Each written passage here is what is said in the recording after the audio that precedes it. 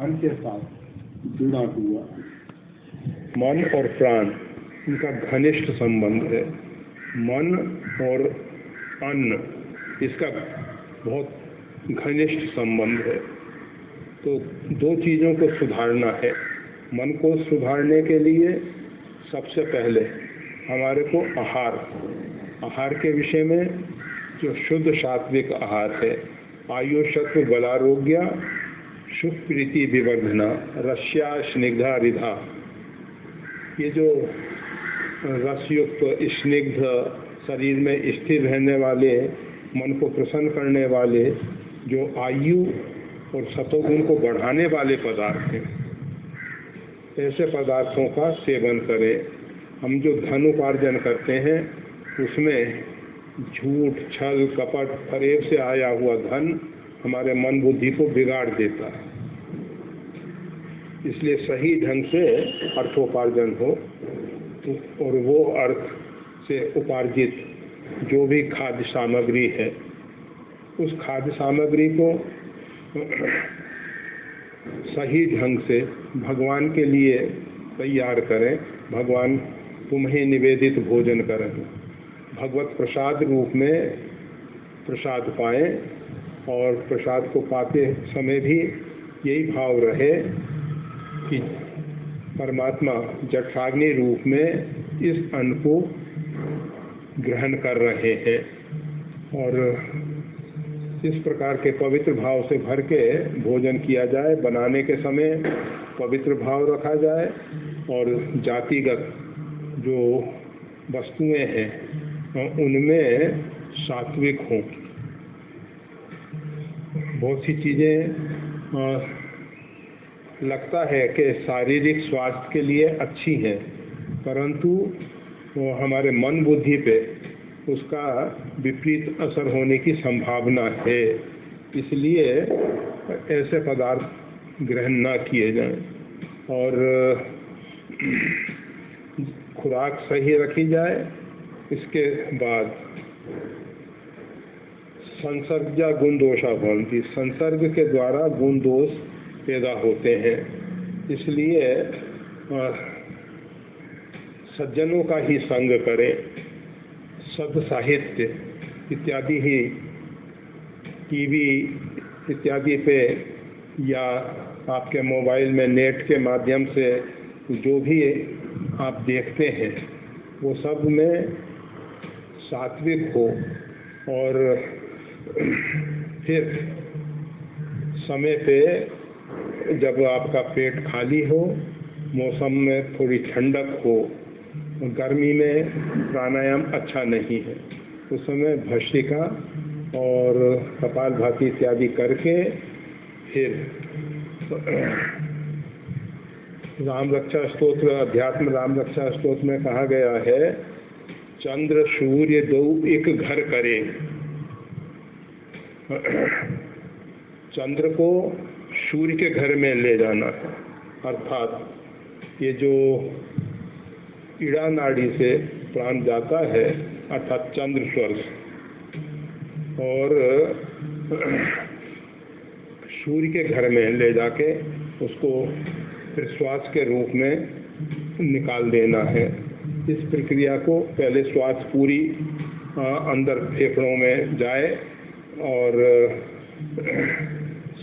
जो हम श्वास लेते हैं फेफड़ों में तो जाती ही है, लंग्स में, और उसके साथ साथ ये जो उसका कुछ सूक्ष्म भाग जो है हमारे इन नाड़ियों से ईड़ा पिंगला और सुषुम्ना और फिर 32,000 ऐसी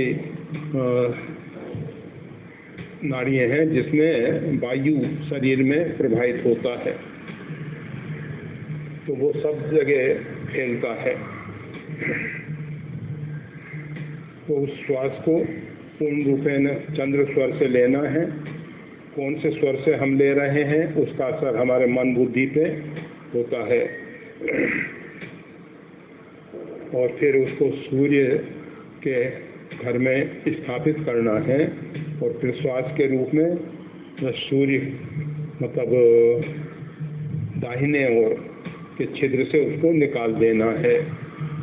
इस प्रक्रिया को 27 बार करें और 27 के 4 मतलब 108 बार तक इसको बढ़ाएं। धीरे धीरे क्रमशः, एक दिन में नहीं, कुछ दिन तक 27 भी पहुंचने के लिए कुछ दिन धीरे धीरे ही बढ़ाएंगे। फिर इस प्रक्रिया को करने के बाद आज्ञा चक्र पे परमात्मा के तेज का ध्यान करें, परमात्मा से प्रार्थना करें कि प्रभु ये मन बुद्धि सब आपने दिए हैं, हम अपने मन बुद्धि को आपको समर्पित नहीं कर सकते हैं। आपने कहा है मैं अर्पित मनोबुद्धियों, भगवान गीता में कहते हैं कि मन और बुद्धि को मेरे लिए समर्पित कर दे, परंतु हम नहीं कर सकते हैं। हमारा मन हमारे बस में नहीं है। शब्दों में हम कह देते हैं, अंदर कभी कभी ये पवित्र भाव भी आता है कि मन बुद्धि को भगवान के चरणों में समर्पित कर दिया जाए, परंतु हम नहीं जानते कि किस प्रकार से मन बुद्धि को भगवान के लिए समर्पित किया जा सकता है। आप कृपा करके इस मन बुद्धि को स्वयं बलात्, जबरदस्ती, हठपूर्वक, भगवान ने, वो गोस्वामी तुलसीदास जी कहते हैं, हठी हठी अधम उधारे, मतलब बलपूर्वक, बलात् अधम का उद्धार किया है। तो ये हमारा जो मन बुद्धि अधोगति की ओर जा रहा है, उससे उसको निकाल के ऊर्ध्वगति की ओर ले जाना है।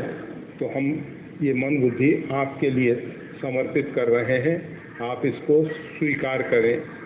जबरदस्ती हम छोड़ना नहीं चाहेंगे कि हमारा मन हम छोड़ सकें। बुद्धि हमारी हमेशा अहंकार से भरी रहती है कि मैं जो सोचता हूँ, मैं जो कहता हूँ, मैं जो करता हूँ वो सही है। तो इस प्रकार का जो अहंकार अभिमान है, उसको प्रभु आप कृपा करके हमसे छीन लें, जबरदस्ती छीन लें। हम नहीं छोड़ सक रहे हैं और भगवान से प्रार्थना करनी चाहिए। हृदय से की गई प्रार्थना भगवान सुनते हैं और ये प्राणायाम के द्वारा मन वैसे नियंत्रित हो जाता है। और जब इस प्रकार से प्रार्थना करेंगे आप, तो परमात्मा की कृपा और करुणा से ये मन सही रह सकेगा। और ये मन अगर सही रहेगा तो स्वाभाविक जो मन का स्वभाव है वो शांत है। हमारे अंदर जो इच्छाएं पैदा होती हैं, आकांक्षाएं होती हैं, उसके कारण ये मन चंचल होता है।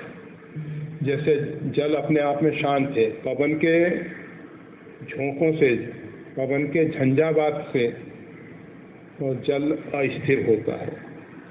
तो जब हमारा मन शांत रहेगा, स्थिर रहेगा, तो फिर इस स्वाभाविक परमात्मा के स्वरूप में हमको स्थित करेगा। हम परमात्मा से अलग नहीं हैं, न अलग हो सकते हैं।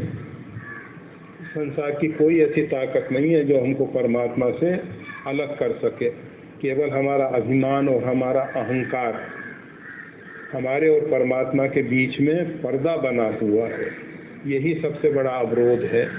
तो ये अवरोध भगवान की कृपा से, अपने साधन से नहीं, भगवत कृपा से ये दूर हो जाएंगे। और जब ये दूर हो जाते हैं तब फिर मन जो है सहज ही भगवान के चरणों में लगा रहेगा। चरणों में लगने का मतलब निरअभिमान।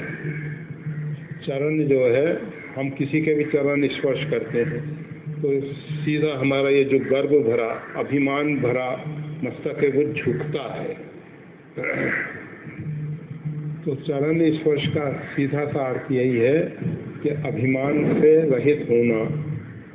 और इस जब कहा जाता है भजमन राम चरण सुखदाई, भगवान के चरण जो हैं वो सुखदाई हैं, उसका सीधा सा तात्पर्य यही है कि हमारा मन बुद्धि जो है निरअभिमानी होके, निरहंकारी होके भगवान के चरणों में लगे और भगवान की कृपा और करुणा के बिना ये संभव नहीं है। आत्म भाव से भगवान से प्रार्थना करें तो प्रभु हमारा मन इधर उधर क्यों भटकता है, ना चाहते हुए भी गलत दिशा में क्यों जाता है, आप इसको बलपूर्वक रोक लीजिए। गोस्वामी तुलसीदास जी ने विनय पत्रिका में जो पद लिखा है, प्रभु जी मोरो मन हट न तजे, हों हारियों कर जतन विविध विधि, अक्षय प्रबल अजय। हम सब के लिए एक संबल है, उस प्रकार से हम भगवान से प्रार्थना करें कि प्रभु ये हमारा मन जो है अपने दुराग्रह नहीं छोड़ रहा है, ये हमको जबरदस्ती इस भवाटवी में फंसाने के लिए बाध्य कर रहा है। आप ही कृपा करें, आप ही कृपा करें। गोस्वामी तुलसीदास जी ने उस पद में कहा है, जिस प्रकार से मछली पकड़ने वाला एक कांटा होता है अंकुश, उसमें उसके मछली के खाने योग्य कोई आहार लगा देता है, उसको जल में फेंकता है, मछली उस आहार के कारण उसमें फंस जाती है। तो गोस्वामी तुलसीदास जी कहते हैं, परम प्रेम मृदु चारो। आपका जो परम प्रेम है, परम प्रेम क्या है? तस्मिन परम प्रेम रूपा भक्ति। भक्ति को नारद भक्ति सूत्र में स्पष्ट कहा गया है। अथा तो भक्ति व्याख्यायाम, भक्ति की व्याख्या करते हुए नारद जी कहते हैं कि परम प्रेम ही भक्ति है। तो ये परम प्रेम मृदु चारो, भगवान की भक्ति रूपी मृदुल चारा इस मन को फंसा ले और फिर कृपा डोरी, आपकी जो कृपा रूपी डोरी है उससे उसको खींच के इस संसार के जो पाप पयोनिधि जन्मन मीना, पाप रूपी पयोनिधि में हमारा मन जो है मछली बना हुआ है, उससे निकाल के राम भक्ति जल मम मम मीना, राम भक्ति रूपी जल में हमारे मन को छोड़ दें। तो ये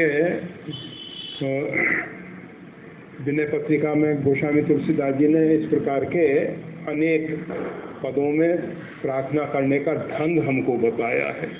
हम तो प्रार्थना भी नहीं कर पाते हैं, तो इसलिए